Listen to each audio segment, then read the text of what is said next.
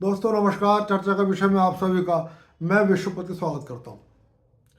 आज चर्चा करूंगा कि आखिर कैसे ओसामा बिन लादेन बुर्का पहनकर भाग निकला, कब भाग निकला, आखिर कौन था जो ओसामा बिन लादेन की मदद कर रहा था और कैसे उसको बुर्का पहनकर भागने में सहायता मिली।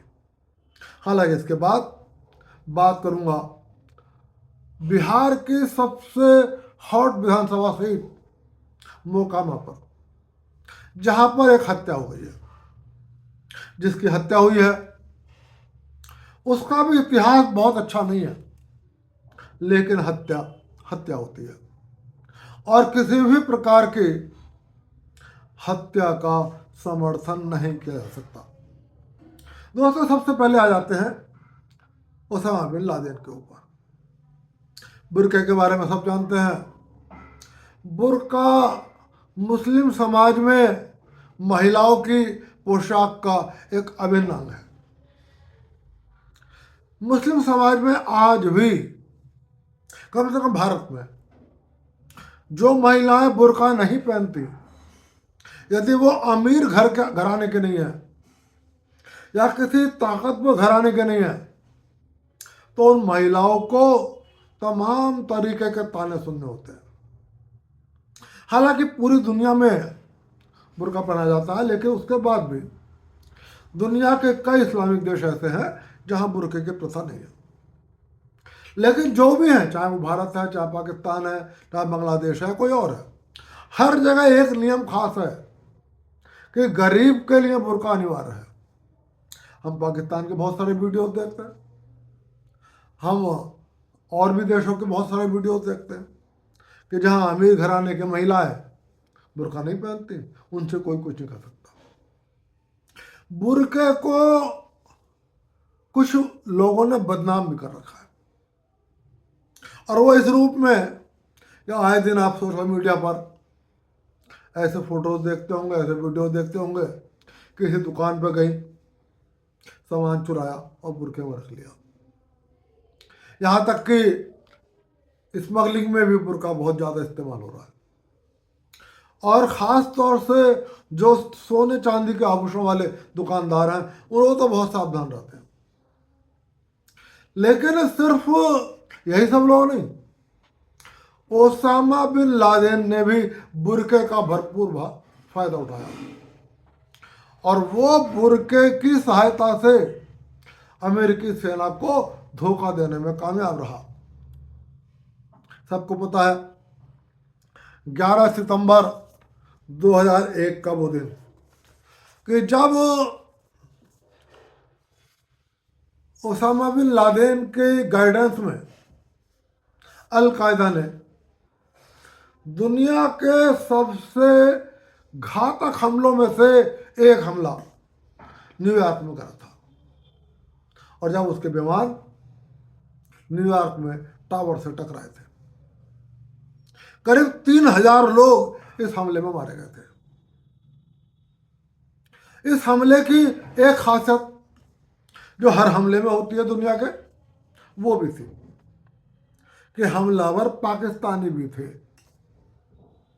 पूरी दुनिया में शायद ही कोई ऐसा आतंकी हमला होता हो, चाहे वो पाकिस्तान में हो, चाहे भारत में हो, चाहे अमेरिका में हो, चाहे रूस में हो, जिसमें किसी न किसी रूप में पाकिस्तान की खुफिया एजेंसी, पाकिस्तान के निवासी या पाकिस्तान की खुफिया एजेंसी द्वारा ट्रेंड आतंकवादी किसी न किसी रूप में शामिल ना हो। तो इस 11 सितंबर 2001 के हमले में भी पाकिस्तान के आतंकवादी शामिल थे। इस हमले ने पूरी दुनिया को चौंका दिया नहीं बल्कि हिला दिया। और मुझे आज तक अमेरिका के तत्कालीन प्रेसिडेंट जॉर्ज बुश का वो लाइव स्पीच याद है, जब उन्होंने कहा था कि चाहे आकाश हो, चाहे पाताल हो और चाहे पृथ्वी हो, हम आतंकवादियों को, हमलावरों को खोज निकालेंगे और उनको अंतिम अंजाम तक पहुंचाएंगे, चाहे हमें कितना भी बड़ा कदम ना उठाना पड़े। और अमेरिका ने तत्काल हमलावरों को ढूंढने के प्रयास शुरू कर दिए, और सिर्फ ढूंढने का नहीं, पूरी प्लानिंग करनी शुरू कर दी कि हमलावरों को अंतिम अंजाम तक पहुंचाना है। बहुत जल्दी ये बात पता लग गई थी कि इस हमले का मास्टरमाइंड अलकायदा है। अलकायदा उस वक्त दुनिया का उभरता हुआ आतंकवादी संगठन था। कुछ लोग कहते हैं कि पढ़ाई लिखाई का आतंकवाद से कोई संबंध नहीं होता, और इसलिए कहते हैं कि बच्चों को पढ़ाओ ताकि वो गलत रास्ते पर ना जाए। अलकायदा ने इस कहावत को गलत सिद्ध कर दिया। खुद ओसामा बिन लादेन ने इंजीनियरिंग तक की पढ़ाई करी थी। उसका एक और बेहद खास अल जवाहिरी डॉक्टर था। और आप उस सब की बात छोड़ दो, अभी 3-4 दिन पहले भारत के अंदर एक बहुत बड़ी आईटी कंपनी एम्फेसिस, उसका एक बहुत बड़ा इंजीनियर भारत की खुफिया एजेंसियों ने गिरफ्तार किया, जो अंतर्राष्ट्रीय स्तर पर आतंकवादी संगठनों से जुड़ा हुआ था। बाकायदा यहाँ पर रिक्रूटमेंट चला रहा था, भर्तियां कर रहा था, आतंकवाद की ट्रेनिंग दे रहा था, ट्रेनिंग ले भी रहा था। तो इसलिए अलकायदा ने तो उसी समय 2001 में ये बात बतला दी थी कि कुछ लोग ऐसे हैं कि वो चाहे मदरसे में पढ़े और चाहे वो आईआईटी में पढ़े, लेकिन वो आतंकवाद के रास्ते पर जाएंगे। हालांकि सारे लोग ऐसे नहीं होते, लेकिन इन थोड़े बहुत लोगों ने भी श्रेष्ठ लोगों को संदेह के दायरे में खड़ा कर रखा है। एक पुरानी कहावत है, एक मछली पूरे तालाब को गंदा कर देती है। अमेरिका ने आखिरकार ढूंढना शुरू किया, और अमेरिका को यह बात पता लग गई कि हमला अलकायदा ने किया। अमेरिका को यह बात पता लग गई कि इस हमले का मास्टरमाइंड ओसामा बिन लादेन है। और अमेरिका की सरकार ने ऐलान कर दिया कि वो चाहे आसमान में हो, चाहे पाताल में हो, चाहे पृथ्वी पर हो, वो अलकायदा को नष्ट करके मानेगी, और अलकायदा की लीडरशिप ओसामा बिन लादेन को गिरफ्तार करेगी, जीवित या मुर्दा उसको गिरफ्तार करेगी। अमेरिकी खुफिया एजेंसियां को बहुत जल्दी ये बात पता लग गई कि ओसामा बिन लादेन अफगानिस्तान में छिपा हुआ है। अफगानिस्तान में उस वक्त भी तालिबान की सरकार थी, और इसी तालिबान की सरकार थी जो तालिबान आज है। हालांकि फिलहाल अब जो तालिबान है अफगानिस्तान में, इसकी लीडरशिप ने यह बात कह दी है कि हम अलकायदा की विचारधारा को नहीं मानते, और हमारा और अलकायदा का रास्ता अलग है। और यही नहीं, एक और आतंकी संगठन उभरा था, ISIS। वो पूरी दुनिया में शियाओं का कत्ल कर रहा था, मुस्लिम राजशाहियों को के तख्ता पलट के षड्यंत्र रच रहा था। इस तालिबान ने उस ISIS के खिलाफ भी कदम उठाए, और अफगानिस्तान में ISIS की रीढ़ तोड़ दी। अमेरिका को पता लगा कि अफगानिस्तान की तोरा बोरा जो पहाड़ियां हैं, वहां पर अलकायदा का एक पूरा कैंप है, और उसी कैंप में ओसामा बिन लादेन और उनका पूरा गैंग लीडरशिप छिपी हुई है। अमेरिकी खुफिया एजेंसियों ने तोरा बोरा को घेर लिया, सैन्य टुकड़ियों ने तोरा बोरा को घेर लिया। लेकिन एक तारीफ करनी पड़ेगी अमेरिका की और तत्कालीन राष्ट्रपति जॉर्ज बुश की। उन्होंने निर्देश दिया कि ओसामा बिन लादेन को पकड़ने में या मारने में भले ही कुछ समय ज़्यादा लग जाए, भले ही कुछ ज़्यादा ताकत का इस्तेमाल करना पड़ जाए, लेकिन निर्दोष लोग ना मारे जाएं।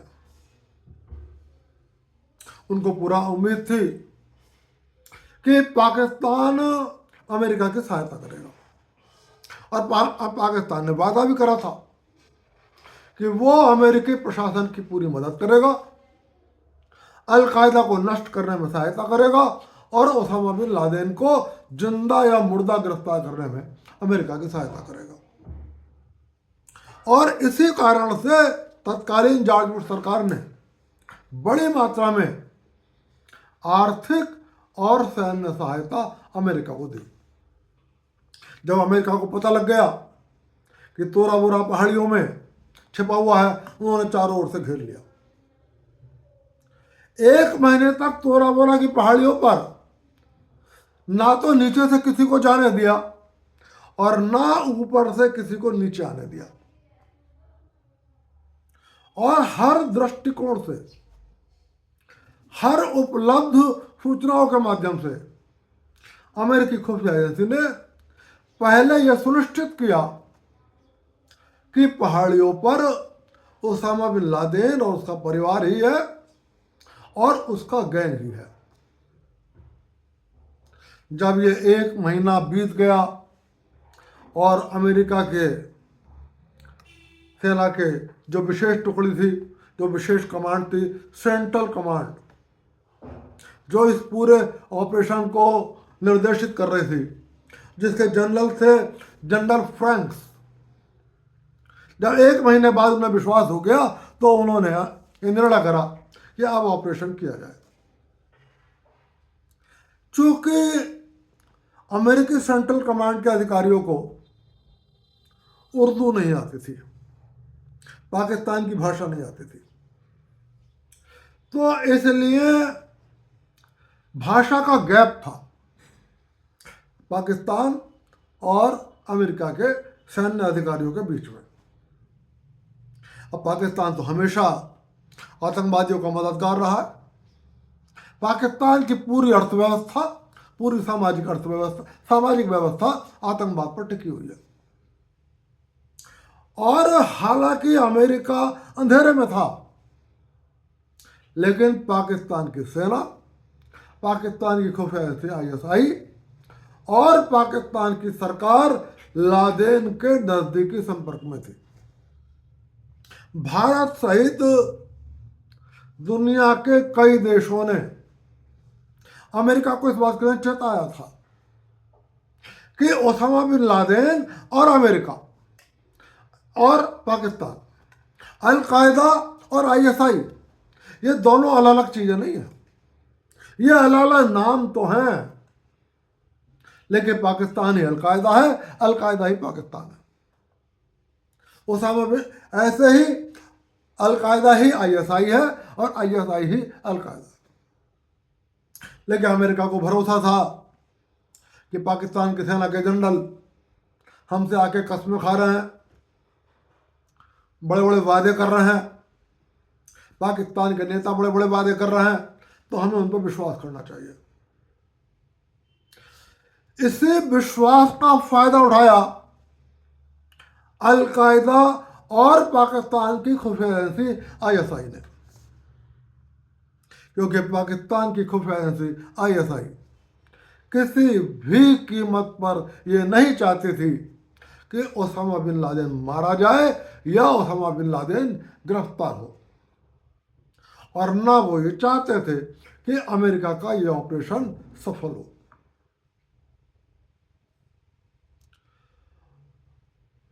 उन्होंने अपने प्रयास करने शुरू कर दिया। अब अमेरिका की सेना के जनरल फ्रांस ने नीचे की टुकड़ी को आदेश दिया कि आप कार्रवाई शुरू करिए। जैसे ही कार्रवाई शुरू होने का आदेश आता है, नीचे की टुकड़ी ऊपर मैसेज भेज देती है कि जिसको भी नीचे आकर समर्पण करना है वो नीचे आ जाओ, अपने हथियार डाल दो, हाथ ऊपर करो और सेना के सामने, अमेरिकी सेना के सामने आत्मसमर्पण कर दो। हम आपको गोली नहीं मारेंगे, हम आपको सिर्फ गिरफ्तार करेंगे। जैसे ही तोरा बोरा की पहाड़ियों पर यह सूचना पहुंचती है, ऊपर से एक संदेश आता है कि हमें आप कल सुबह तक का समय दे दो। हम सिर्फ ये चाहते हैं कि हमारे तोरा बोरा की पहाड़ियों पर उपस्थित महिलाएं और जो छोटे छोटे बच्चे हैं वो सुरक्षित निकल जाए। हम ये नहीं चाहते कि हमारे परिवार की महिलाएं और हमारे बच्चे गिरफ्तार हो या गोलीबारी हो तो वो घायल हो जाए या कुछ मारे जाए। आप हमें इतनी मोहलत दे दो। अमेरिका को दया आ गई। पाकिस्तान की खुफिया एजेंसी ने भी अमेरिकी सरकार से अनुरोध किया कि अलकायदा की इस बात को मान लिया जाए कि बच्चों को और महिलाओं को जाने दिया जाए। शुरुआत में जनरल फ्रैंक्स इस बात के लिए तैयार नहीं थे, लेकिन वहां पर एक व्यक्ति था जो अमेरिकी सेना के जनरल फ्रैंक्स के आदेशों को उर्दू में ट्रांसलेट करता था। फ्रैंक्स आदेश करते थे कि ऊपर क्या मैसेज जाना है, वो ट्रांसलेट करता था और फिर उस मैसेज को नीचे से ऊपर तोरा बोरा की पहाड़ियों पर कन्वे कराया जाता था। उस ट्रांसलेटर ने फ्रैंक्स को इस बात के लिए माना लिया कि भाई महिलाएं हैं, दिन में वो आपके सामने नहीं जा सकती क्योंकि हमारे यहाँ पर्दा नशी बहुत महत्वपूर्ण चीज है। रात के अंधेरे में बस महिलाओं को जो बुर्का पहने हुए होंगी उनको और बच्चों को निकल जाने दो, उनको आप कुछ मत कहना। और उसके बाद सुबह होते ही सारे पुरुष, चाहे वो युवा है चाहे वो प्रौढ़ है, वो नीचे आ जाएंगे, आत्मसमर्पण कर देंगे, चाहे आप गोली मारना चाहे गिरफ्तार कर लेना। जनरल फ्रैंक इस बात के लिए तैयार हो गए और उन्होंने ये निर्देश जारी कर दिया कि हम रात का समय दे रहे हैं, हम आपकी मजहबी मान्यताओं का सम्मान करते हैं और रात के अंधेरे में, चूंकि नीचे पुरुष टुकड़ी मौजूद है, तो रात के अंधेरे में महिलाएं बुर्का पहनकर जा सकती हैं और छोटे बच्चे भी जा सकते हैं। ना हम उनकी तलाशी लेंगे, ना हम उनसे कुछ कहेंगे। रात को तोरा बोरा की पहाड़ियों से सारे बच्चे और महिलाएं निकल जाती है। अपने वायदे के अनुसार अमेरिकी सेना ने ना तो उन महिलाओं की तलाशी ली, ना उन बच्चों की तलाशी ली जिसमें लड़के भी थे, और उनको सुरक्षित जाने दिया। अब सुबह हो गई। अब जब सुबह हो गई तो उन्होंने फिर से आदेश जारी करा कि अब जो भी लोग हो वो नीचे आ जाओ, हम आप सबको गिरफ्तार करेंगे, आप सरेंडर कर दो, और यदि सरेंडर नहीं करते हो तो हम गोली मार देंगे। लेकिन काफी देर इंतजार करते रहे, ऊपर से कोई नहीं आया। अब अमेरिकी सेना को लगा कि ये जो पुरुष हैं लड़ना चाहते हैं और ये लड़ते लड़ते मरना चाहते हैं। जब कई चेतावनियों के बाद भी ऊपर से कोई नहीं आया, तब अमेरिकी सेना ने तय करा कि अब ये हवाई जहाज़ों से तोरा बोरा की पहाड़ियों पर बमबारी कर दी जाए,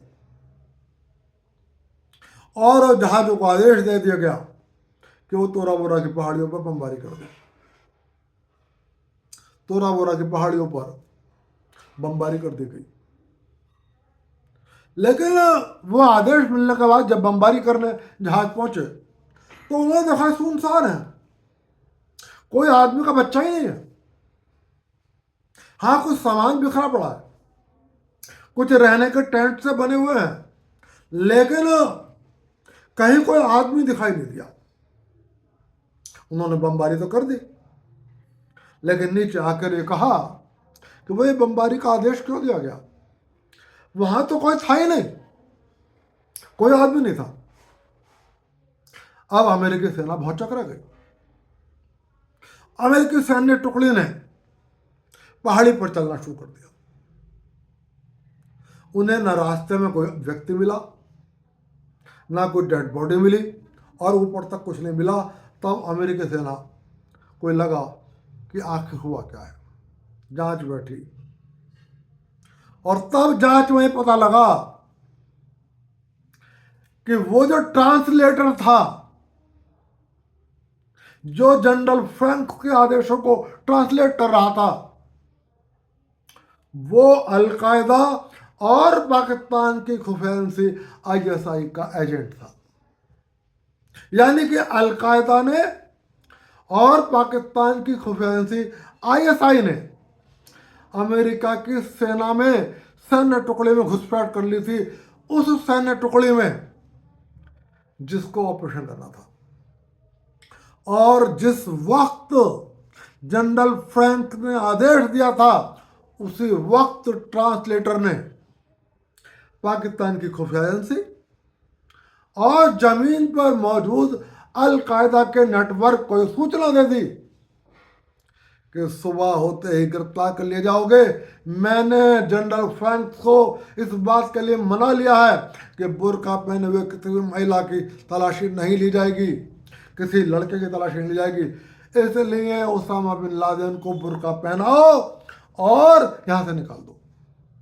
और रात को अलकायदा का पूरा नेटवर्क महिलाओं के कपड़े पहनकर, बुर्का पहनकर तोरा बोरा से सुरक्षित भाग निकला। तो आखिर इस तरीके से ये लगभग बात है अक्टूबर 2011 की, एक महीने बाद की बात है, अक्टूबर 2011 की, कि अंततः ओसामा बिन लादेन और उसके सभी साथी बुर्का पहनकर सुरक्षित भाग निकले और इन्होंने सुरक्षित पाकिस्तान में घुसकर शरण ली। यानी पाकिस्तान की सेना, पाकिस्तान की खुफिया एजेंसी और पाकिस्तान की सरकार ओसामा बिन लादेन अलकायदा से मिली हुई ना होती, तब भी वो रात को सुरक्षित निकलकर पाकिस्तान में शरण नहीं ले सकते थे। बाद का घटनाक्रम सबको पता है कि उन्हें पाकिस्तान के एबटाबाद में पाकिस्तान की सेना ने, पाकिस्तान की सरकार ने सुरक्षित शरण दी थी। तो इस तरीके से अलकायदा और आईएसआई ने अमेरिका की सेना और सेना की उस विशेष टुकड़ी जो अलकायदा को नष्ट करने, ओसामा बिन लादेन को मारने का अभियान चला रही थी, जिसका जनरल फ्रैंक से वहाँ पर घुसपैठ कर ली थी, ट्रांसलेटर के रूप में अपना एजेंट नियुक्त कर दिया था। उस ट्रांसलेटर ने सारे अभियान की सूचना अलकायदा को दे दी और उसने जनरल फ्रैंक को भ्रमित कर दिया और अंततः ओसामा बिन लादेन उस रात को बुर्का पहनकर सुरक्षित रूप से भाग गया। और उसके बाद वो लंबे समय तक अमेरिकी सेना और अमेरिका की टुकड़ियों से, अमेरिका की खुफिया एजेंसियों की निगाह से बाहर रहा। और अंततः लगभग 10 साल बाद जब माइकल ओबामा अमेरिका के राष्ट्रपति थे, तब अमेरिका को पक्की सूचना मिली कि ओसामा बिन लादेन पाकिस्तान के एबटाबाद में एक सुरक्षित घर में अपने बीवी और बच्चों के साथ रह रहा है। अमेरिका की खुफिया एजेंसी ने अपनी CIA लगाकर और वहाँ पर विशेष रूप से कुछ अपने एजेंट्स को स्थायी निवास कराकर ये पुख्ता सूचना प्राप्त कर ली कि यहाँ पर ओसामा बिन लादेन रहता है।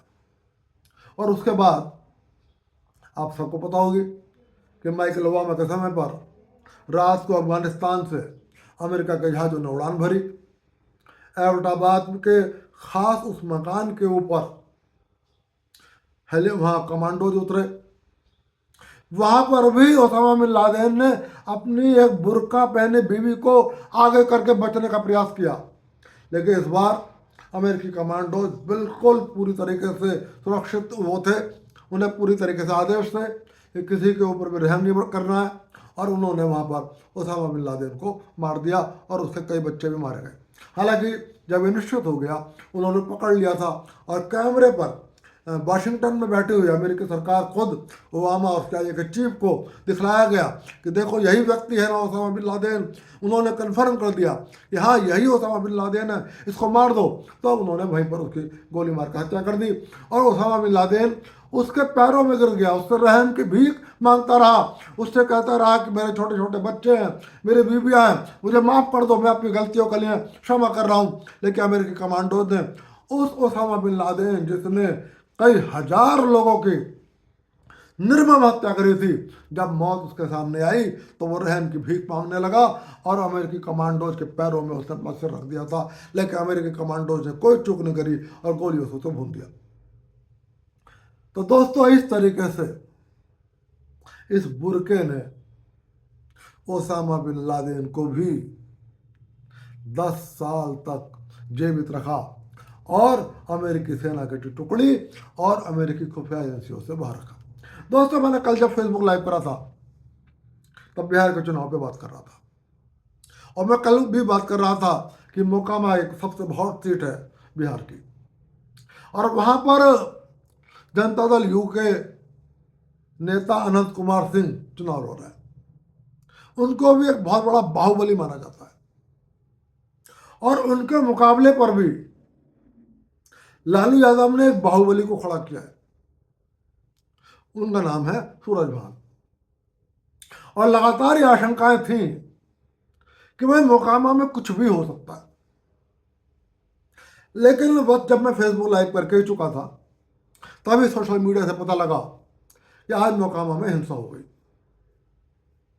और उस हिंसा में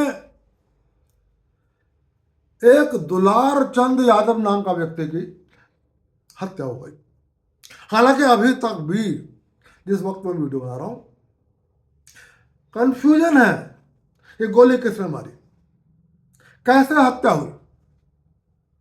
यह दुलार चंद यादव कभी लालू यादव के बेहद करीबी हुआ करता था। सोशल मीडिया पर आपने हथियारों के साए में, चारों ओर हथियारों के साए हैं, आराम से बैठे हुए दुलार चंद यादव को फोटो देख लिए होंगे। तो यदि सूरजभान और अनंत कुमार सिंह बाहुबली हैं तो बाहुबली दुलार चंद यादव भी थे। लेकिन पिछले कुछ समय से दुलार चंद यादव की लालू यादव से पटरी नहीं खा रही थी और थोड़ा सा उनसे अलग चल रहे थे। अब मोकामा से, ये मोकामा के रहने वाले हैं, मोकामा से जो जन स्वराज पार्टी के उम्मीदवार चुनाव लड़ रहे थे, फिलहाल ये उनके साथ उनका चुनाव प्रचार कर रहे थे और कल कुछ ऐसी खबरें आई कि इनकी गोली मारकर हत्या कर दी गई। कई तरीके के वीडियोज भी सामने आए और कई तरीके की खबरें भी सामने आई हैं और अभी तक भी मैंने अभी जन स्वराज पार्टी के प्रत्याशी का वीडियो भी देखा है। तो एक खबर तो ये आई कि जब वो दोनों का काफिला आमने सामने हुआ तब वो शायद वहाँ कुछ कहा सुनी हो गई और अनंत कुमार सिंह के लोगों ने दुलार चंद यादव की हत्या कर दी। उधर अनंत कुमार सिंह ने अपना बयान जारी करा कि मेरा इस हत्या से कोई लेना देना नहीं है और हाँ, उन्होंने ये माना कि जब हम एक कोई टोला है, उस टोला पे मोकामा टोला है शायद, जब वहाँ पर प्रचार कर रहे थे तो हमने देखा कुछ दूरी पर जन स्वराज पार्टी का भी करीब 150 गाड़ी, 100-150 गाड़ियों का काफिला था जो जन स्वराज पार्टी के प्रत्याशी का समर्थन कर रहा था, का प्रचार कर रहा था और 40-50 गाड़ियाँ अनंत कुमार सिंह के काफिले में भी थी।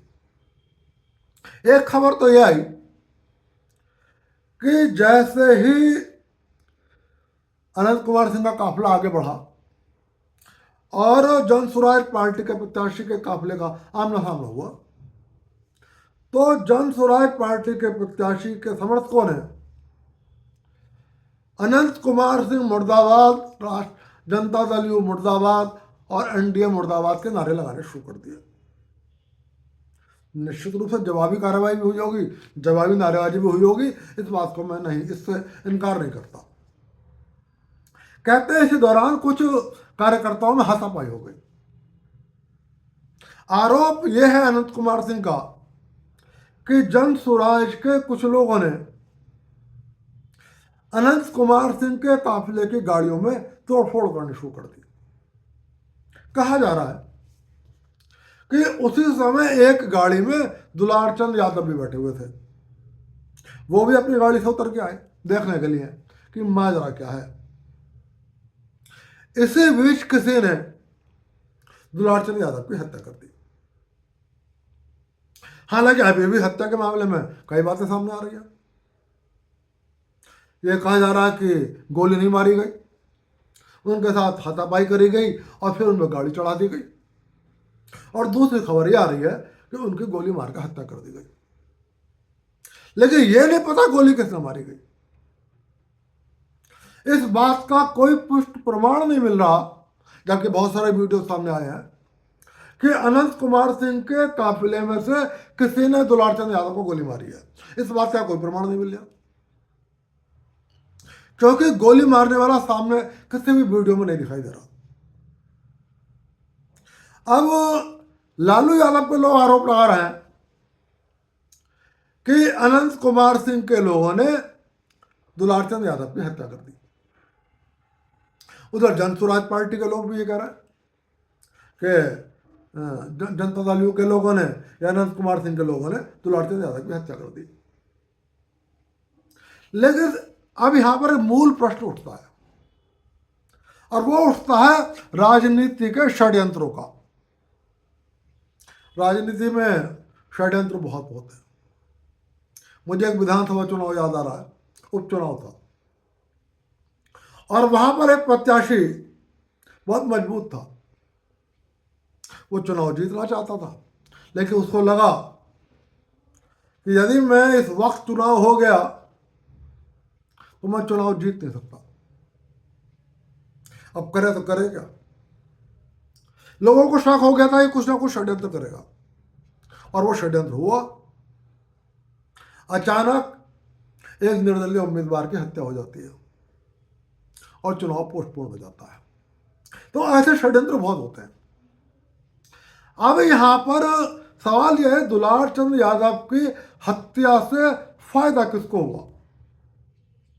क्या दुलारचंद यादव की हत्या करने से अनंत कुमार सिंह को फायदा होता है? क्या दुलारचंद यादव की हत्या होने से लालू यादव को फायदा होता है? या दुलारचंद यादव की हत्या होने से जन स्वराज पार्टी, प्रशांत किशोर की पार्टी को फायदा होता है?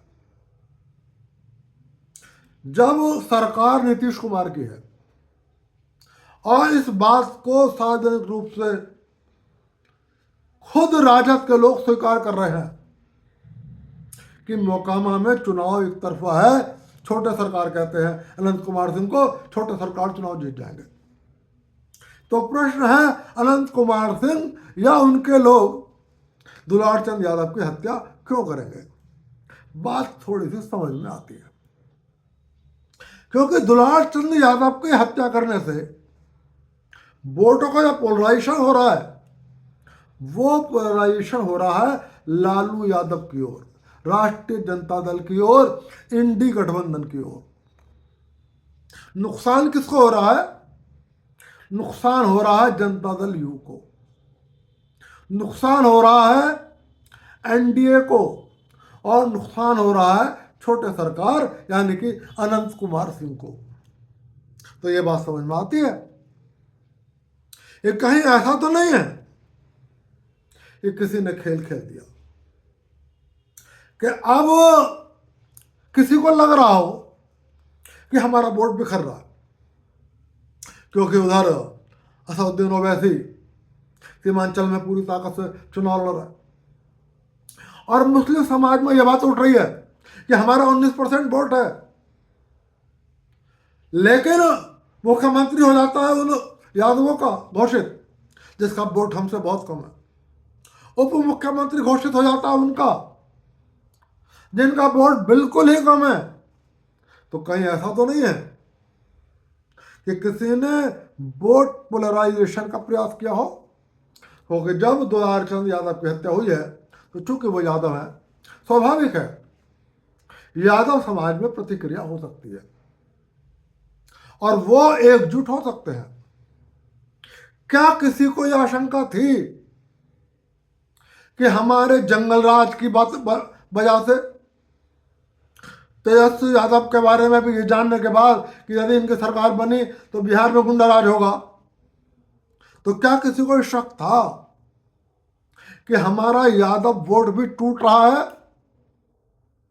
और कहीं उसने अपने उस यादव वोट को या अपने उस तथाकथित बैकवर्ड वोट को पोलराइज करने के लिए, एक जगह एकत्रित करने के लिए दुलारचंद यादव की बलि तो नहीं दे दी? मैं ये नहीं कहा कि ऐसा हो गया, लेकिन आशंकाएं हैं। क्योंकि यदि दुलारचंद यादव की हत्या करने से मोकामा में अनंत कुमार सिंह को फायदा होता तो निश्चित रूप से शक की सुई अनंत कुमार सिंह की ओर ही जाती। फिलहाल ये कहा जा रहा है कि इस हत्या के होने से, दुलारचंद यादव की हत्या होने से अनंत कुमार सिंह को नुकसान हुआ है, जनता दल यू को नुकसान हुआ है और लालू यादव या राजद या कांग्रेस या इंडी गठबंधन को फायदा हुआ है। और ये आरोप खुद जनता दल यू के लोग भी लगा रहे हैं कि भाई हत्या से हमें क्या फायदा, हमारा नुकसान हो रहा है। और ये बात उनकी कम से कम मेरी समझ में आती है, क्योंकि सियासत में ऐसे षड्यंत्रों को नकारा नहीं जा सकता। तो कहीं ये शंकाएं हैं। और फिर एक सवाल है कि यदि अनंत कुमार सिंह को नुकसान है तो अनंत कुमार सिंह अपना चुनाव क्यों खराब करेंगे? वो क्यों दुलारचंद यादव की हत्या करके अनंत कुमार सिंह को फायदा कब होता? जब अनंत कुमार सिंह के किसी समर्थक की हत्या हो जाती या किसी ऐसे व्यक्ति की हत्या हो जाती जो राष्ट्रीय जनता दल और जन स्वराज का विरोधी है। स्वाभाविक है, कोई भी अपना चुनाव खराब नहीं करना चाहेगा। तो मैं ये कहूँगा कि मोकामा में इस हत्या की निष्पक्ष जांच होनी चाहिए। एक बात बहुत स्पष्ट है, चाहे हत्या किसी ने भी करी हो, चाहे उसमें अनंत कुमार सिंह के लोग हों, चाहे उसमें राष्ट्रीय जनता दल समर्थक तत्व हों, चाहे उसमें प्रशांत ये जन स्वराज पार्टी समर्थक लोग हों, किसी भी कीमत पर किसी का भी, चाहे उसका ट्रैक रिकॉर्ड कितना भी खराब हो, हत्या का समर्थन नहीं करा जा सकता और चुनाव में ऐसी हत्याओं का समर्थन नहीं किया जा सकता। इसकी कड़ी से कड़ी निंदा है और हर हालत में दुलारचंद यादव के हत्यारों को, वो चाहे किसी भी दल से संबंध रखते हो, चाहे किसी भी व्यक्ति से संबंधित रखते हो, गिरफ्तार किया जाना चाहिए। लेकिन आशंकाएं ऐसी हैं कि जिन पर ध्यान जरूर दिया जाना चाहिए। ये भी संभव है कि किसी ने जोश में, यह जानने के बावजूद कि इसका नुकसान होगा, दुलारचंद यादव की हत्या कर दी हो। इस आशंका को भी नकार नहीं सकता। लेकिन आशंका यह भी है कि अपने वोट को पोलराइज करने के लिए और अनंत कुमार सिंह के चुनाव को खराब करने के लिए यह हत्या कर दी गई हो। आज 31 अक्टूबर को जब फिलहाल अभी सोशल मीडिया से मुझे पता लगा है कि जब उनकी शव यात्रा निकली तो वहाँ की जो प्रत्याशी, महिला प्रत्याशी हैं, जो एक और बाहुबली सूरज भान की पत्नी है, वो शव के साथ साथ शव यात्रा में चल रही है। और फिलहाल कुछ उड़ती हुई खबर है। मैं ये कहूँगा कि मेरी खबर पर आप विश्वास ना करें, क्योंकि ये पुष्ट खबर नहीं है कि मोकामा में कहीं एक आध जगह और कुछ तनाव हुआ है और कहीं कोई हिंसा हुई है। मैं मोकामा के हर व्यक्ति से अनुरोध करूंगा, बोर्ड के अधिकार से अपना निर्णय करें, बोर्ड के अधिकार से किसी का जवाब दें, किसी भी प्रकार की हिंसा ना करें। और चाहे वो किसी भी दल के समर्थक हो, चाहे वो राष्ट्रीय जनता दल के समर्थक हो, चाहे वो जनता दल भाजपा के समर्थक हो, और चाहे प्रशांत किशोर के समर्थक हो, सही नजरिए से सोचें कि किसी ने जोश में आकर यह हत्या करी है या किसी ने षड्यंत्र के तहत हत्या करी है। और इसलिए बहकावे में ना आए, किसी तरीके के अफवाहों में ना आए, हिंसा से दूर रहें, प्रशासन और सरकार के साथ सहयोग करें। बिहार के चुनाव पर फेसबुक लाइव में भी आकर आपसे बात करता रहूँगा और अभी कई बार वीडियो भी बनाऊंगा। फिलहाल चर्चा के विषय में चर्चा आज यहीं तक, फिर मिलूंगा, फिर किसी विषय पर चर्चा करूंगा। चलते चलते फिर निवेदन कर रहा हूँ, वीडियो पसंद आए लाइक कर देना, चैनल को सब्सक्राइब कर देना। आप सभी को विश्वपति का नमस्कार।